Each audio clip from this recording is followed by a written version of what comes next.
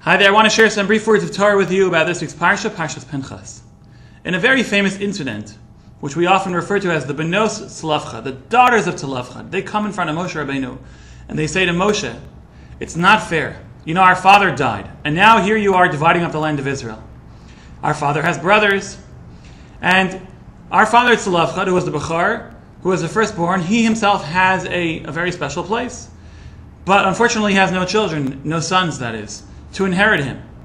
And it seems that the land was just divided amongst the male children of the children of Israel.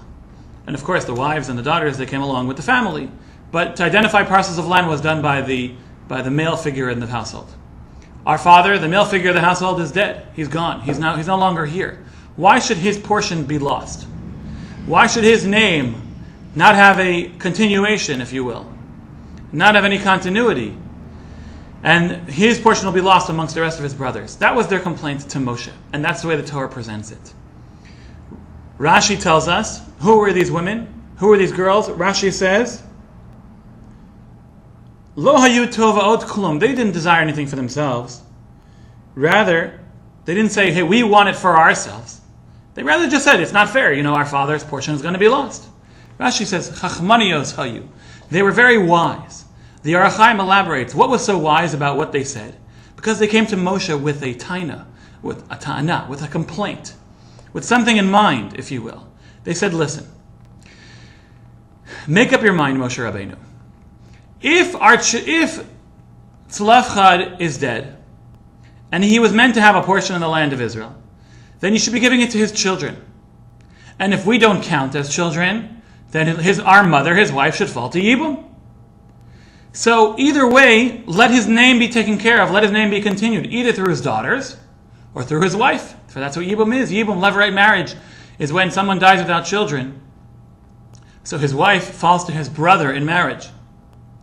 So, make up your mind. So they came with a taina, they came with a very wise, a very smart idea. Moshe Rabbeinu wasn't sure what to do. Ne'elam imenu, he wasn't sure what the halacha was. So what does it say? Vayakrev Moshe es mishpatan. He brought their complaint close to Hashem. Now there's an interesting part to the story that the Torah doesn't tell us. It's part of Torah Shebaal Peh, part of the oral Torah. And the Targum Yonasan ben Uziel tells us, not only were they wise, they were very, very smart. Because before going to Moshe Rabbeinu, what did they say? They got together. They consulted. Hava nischak malo. They said, what should we do? They had a strategy meeting. And what did they say to each other? They said, Rechitzu barachamei mari alma. Let's lean on the rachmanus, on the mercy of the Ribono Shel Olam. In other words, they daven. They said, Hashem, look at the predicament we're in. I think there's a very important lesson we could learn from here. There are many lessons we could learn from here. Before going into negotiation, though, we need to lean on Hashem, the Mari Alma, the ruler of the world. Before we are in a position where we must ask something of someone else, let's remind ourselves that it's not from the other person that we are getting whatever it is that we're desiring. But let us remind ourselves that it's coming truly from Hashem.